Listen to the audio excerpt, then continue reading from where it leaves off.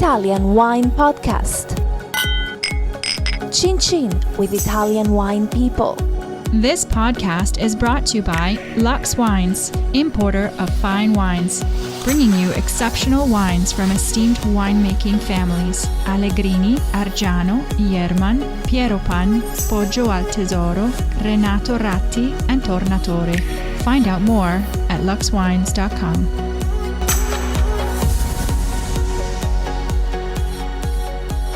Hello, this is the Italian Wine Podcast with me, Monty Waldin. My guest today is Pietro Ratti from the Renato Ratti estate in La Morra in the Barolo region of Piemonte. Welcome, Pietro. Thank you. Let's talk a little bit about family history. Let's start. Obviously, it's one of the most famous estates in Italy.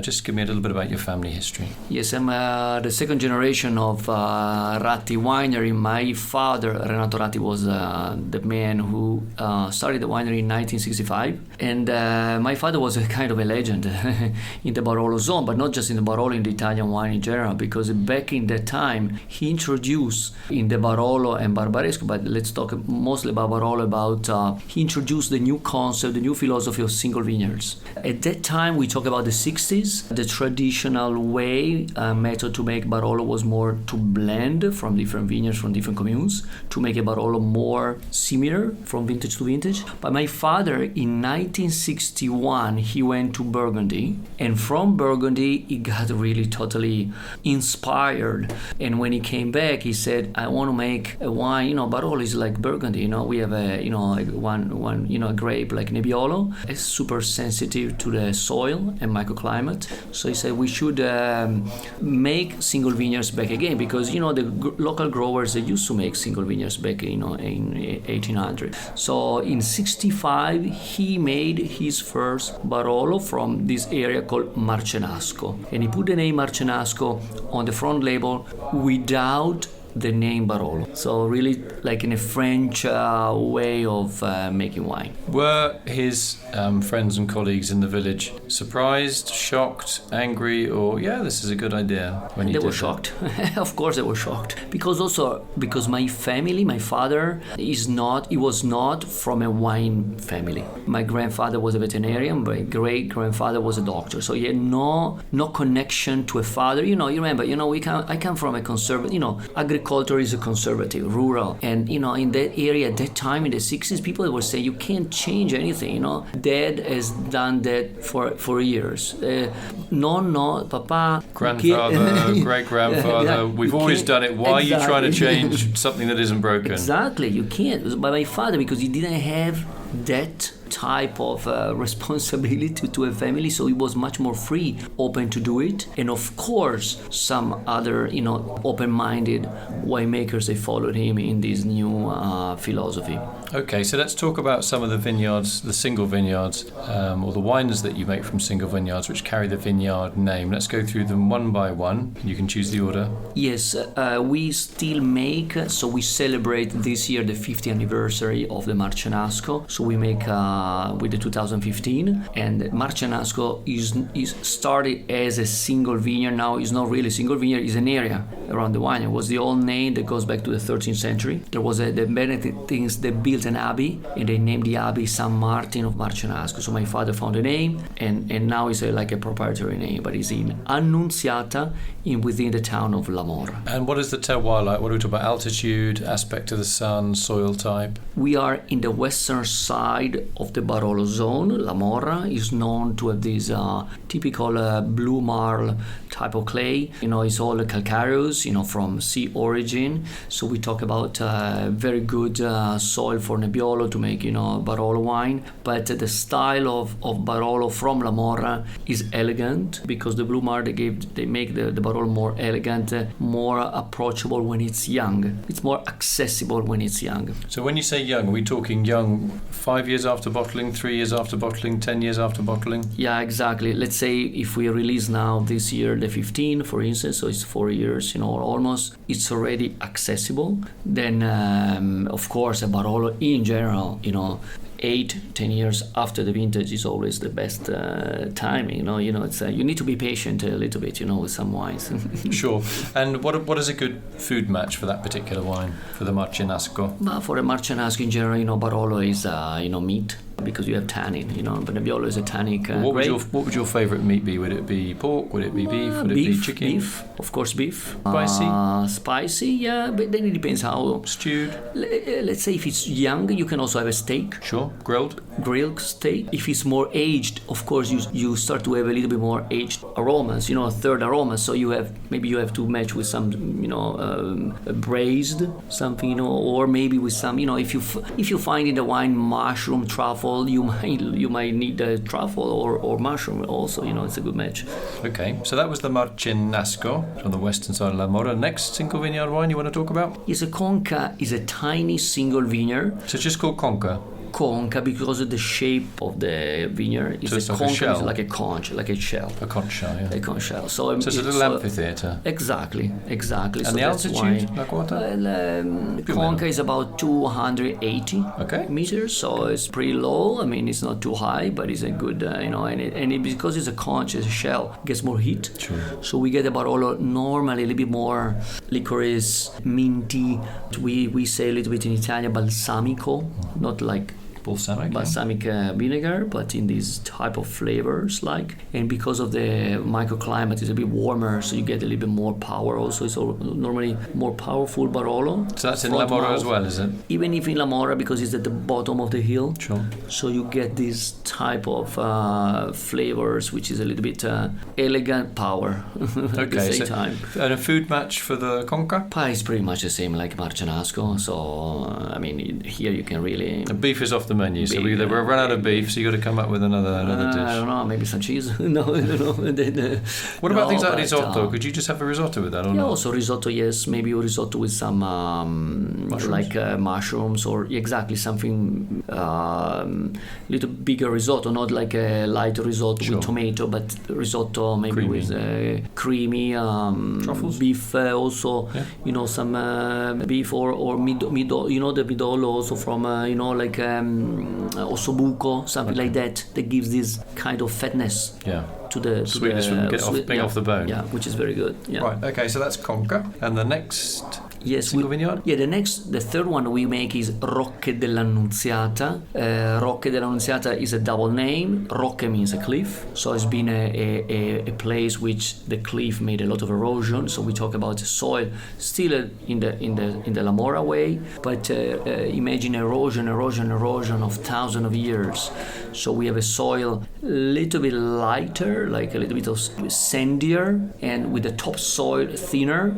So we have a pure soil. Then the second part of the name, Annunziata, is the name of the place. So it's a Rocche dell'Annunziata. And normally it's a Barolo a little bit more feminine because of the sand always give, in general, sand gives to the wine a little bit more elegance. So here sort of a softness, yeah? Yeah, soft. The tannins, they tend to be a little bit silkier, and the wine is really a beauty, especially after a few years in the bottle. The bottle, you really get an incredible expression of if La Mora is elegancy, I would say Rocca d'Annunziata is the quintessential of the elegant Barolo. Silky. So you've got I guess a friable sandy soil that warms up quickly for the Rocca. Yeah. Which gives it its exuberance, and I guess quite a soft mouthfeel. And then you've got the Rocca, which has probably a slightly firmer mouthfeel. Yeah.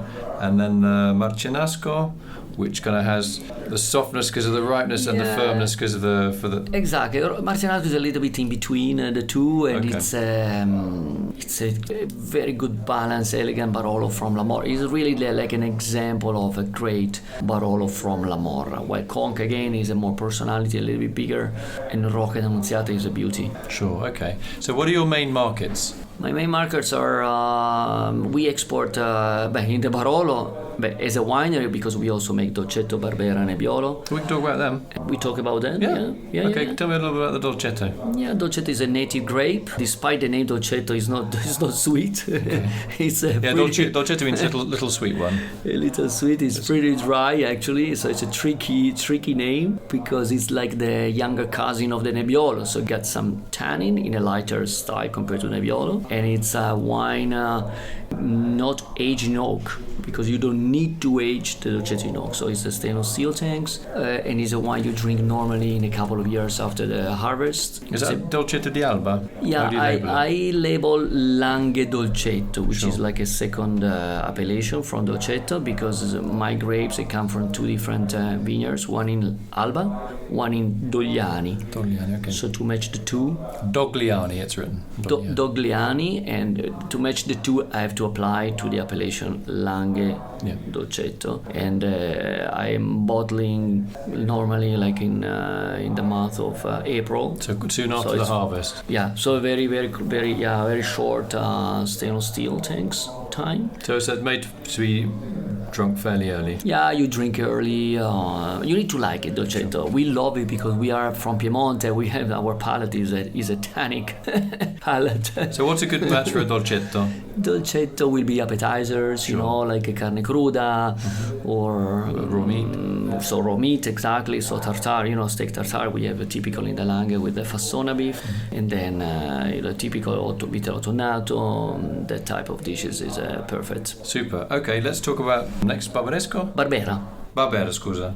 Yeah, Barbera is the largest grape grown in Piemonte because it's perfectly adapted to any type of soil microclimate. So you might find Barbera d'Alba, Barbera d'Asti, different appellations. I make both. I have vineyards in the both appellations. Normally they are like 30 kilometers apart. The Asti is the terroir soil is a little bit richer. Hills are lower altitude, and so the climate is warmer. So you get a Barbera more powerful, more rustic, a little bit more rustic. Very nice, intense, full body, fantastic wine, really very exuberant. The typical Barbera is from Asti. Then I make also Barbera d'Alba, higher hills, a little bit more complexity, wine, more Langhe style. So when you say more Langhe style, what do you actually mean by that? A little bit more refined. Okay. Okay. But it's like a slow burner. It does take a little bit more time to come round. Is that what you're saying? It takes a little bit more time. Yeah, because remember the Barbera d'Alba normally is grown in the place where you don't grow Nebbiolo. Sure. So the best part of the hill is taken by Nebbiolo. So we put it in a place where it takes a little bit more time to mature, a little bit cooler. While in Asti, you put it in the best sites. Okay, I'm blind tasting your Barbera d'Alba and your Barbera d'Asti, and before you put me through the torture of trying to get this right, because I'm sure I would get it wrong, you have to give me two little hints. Is that right, Monty? One of these wines has XYZ character, and the other one has XYZ character. What would you say to me to help me not make a fool of myself? So Alba will be more aromatic. Yep. Okay, in the way of maybe a little bit more floral. Is that from sandier soils or? Yeah, for lighter soil. Sure. Okay. Asti will be fruitier. More those big fruit. So more texture, more fruit texture. More fruit, like ripe fruit. So and in the mouth, normally Alba is a little bit more elegant, while Asti will be more aggressive, but in a good way. Sure. Okay, so really like takes your palate in a very nice. I love the Asti because of this. I like this wildness of the Barbera, because we already have Nebbiolo for the finesse. Sure. So I like the Barbera for its exuberance. Yeah, everything has its place, right? Yeah, in Piemonte, exactly. it's really well organised naturally where stuff is grown. That makes sense. This variety works on this site, and this one on this site, and it seems to be there's a real logic to what's going on. Now, in terms of existential threats to obviously the wines we talk about are delicate and powerful at the same time. Climate change. How are you dealing with that, given that a lot of your vineyards are on steep slopes? Okay, climate change is a big thing for us. There is a positive and a negative aspect because the latitude where we are, 45th parallel, and because we are close to the mountains, close to the sea, so we have a very strong influence of the climate. So climate change made in the last vintages a better quality of harvest. So which means that normally we used to have a lot of rain in September, October. In the last vintages, it happens it rains less. So we benefit of that. So it's easier for disease control or access to the vineyard. Yeah, especially in the last portion, because disease you get we live in the in the disease because we get humidity in the early part of the summer. So we spray basically, and that's our job. Okay, so that's that humidity is coming, you're saying, from the Tyrrhenian Sea and also from air from the Alps, is that right? Yeah, okay. Yeah, we get humidity from the sea. Sure, okay. And they get so we get in the summer it's warm and humid, so it's the best place for fungus to live, and so we need to protect the vines by spraying. But in the last portion of the season, let's say from August, we don't spray anymore. You just wait. And in the past, it used to rain at that time, normally in September, when you really make the quality. But now it doesn't rain anymore, so we really benefit of more high quality vintages. By the opposite, what we get is big, heavy rainstorms. Quick storms. Yeah. Big, really like we call tornado. It's not a tornado like an American tornado, but when it rains like heavy, and because it's steep, so there's a lot of erosion. So does that mean that you're leaving every other vineyard row with grass, with wild vegetation? You must. So are you sowing a cover crop or sovescio?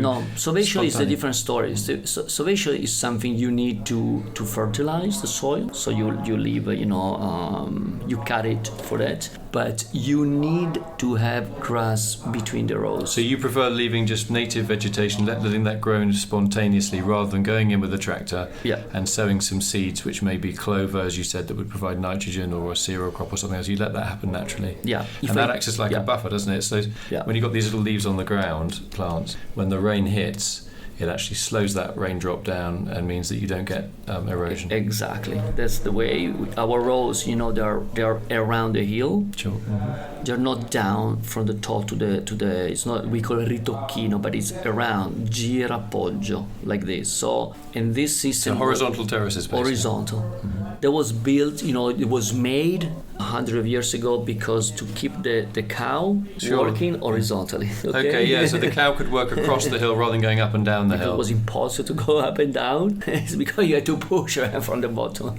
to go up. So, and because of that, UNESCO, also the World Heritage, recognized the Langhe because of that. Because it's most of the viticulture in the world is down, is in the other direction. Only few places in the world are like around, because it's much more expensive to grow vineyards in that way. But because we are steep, that's the only way to do it.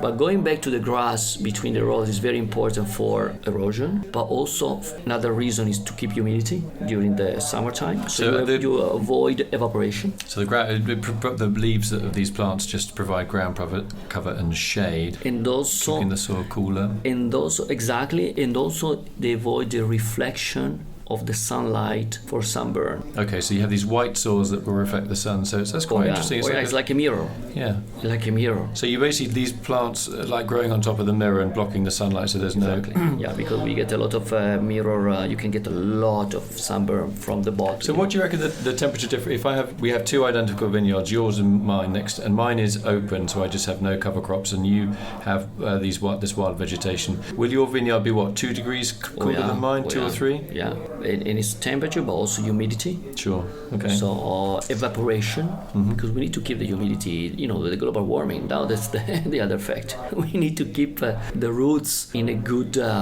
condition. So the wine roots have some water if they need it. Yeah, the humidity stays in the ground. Because before we used to be like, we need to struggle the vine to be more in a different conditions because it was raining a lot. Now it's the opposite. We need to, remember the vine to make good grapes has to live well. Okay, you need to have the vine living in a good condition. Okay, final question is about international markets. Obviously, you are a world famous brand in terms of, or name, I should say, rather than brand.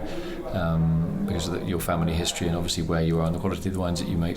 What changes are you seeing in the market to historic denominations and people's approach? Are people buying your wine because they just want to have a Ratti bottle in their cellar as a collector, as like a trophy? Or are they buying them because, you know what, I'm going to age this wine and I'm going to look forward to drinking it in maybe 10 or 15 years' time with whatever I'm going to eat? What is the demographic? What's happening in the marketplace? I don't know if I hope they drink it also faster, because then we make wine every year. So no, but some people they keep it, and of course Barolo is one of those wines. If you forget a bottle in the corner of your cellar, it's gonna get better. So it's fun to forget some bottles. Sometimes it's good to buy more and drink because remember Barolo, Barbaresco, the Nebbiolo based wines, when they mature, but when they reach their plateau, they stay at the plateau for a long time.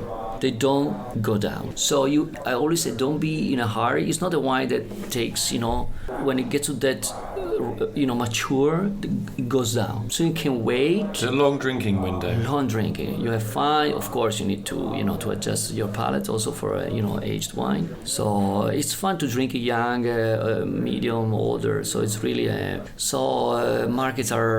palates are changing. Style of wine is changing. If you see wines, there was a period of, I call like more the muscular. Yeah, the muscular wines. wines, because there was a trend of more powerful. Now it's more elegant. So we are looking for. But that's always been the family style, hasn't it? You've never gone in for this big blockbustery style of Barolo. Yeah, because we are La Morra. So at the end we benefit of this elegancy, and it's which I try to express in the best way possible. Great. Just want to say thanks to my guest today, Pietro Ratti from the Renato Ratti estate in La Morra. Thanks for going through your single vineyards. You've got a round of applause outside. You've got a conference going on next door. Thanks for your vineyard explanations, which I've personally found very, very helpful, and I hope our listeners have as well. And you have a lot of fans across the world. You're such a famous brand, but you're a very down-to-earth guy, so well done. I mean, down-to-earth, he's taller than this building, so down-to-earth in terms of his personality. He barely fitted through the door, actually. We've got a really high door here. Anyway, in our studio. All right, more applause for you. They love you. Thanks very much, Pietro, and I hope to see you in La Morra. Thank you. This podcast has been brought to you by Lux Wines, importer of fine wines, bringing you exceptional wines from esteemed winemaking families: Allegrini, Argiano, Ierman, Pieropan, Poggio al Tesoro, Renato Ratti, and Tornatore. Find out more at luxwines.com. Follow Italian Wine Podcast on Facebook and Instagram.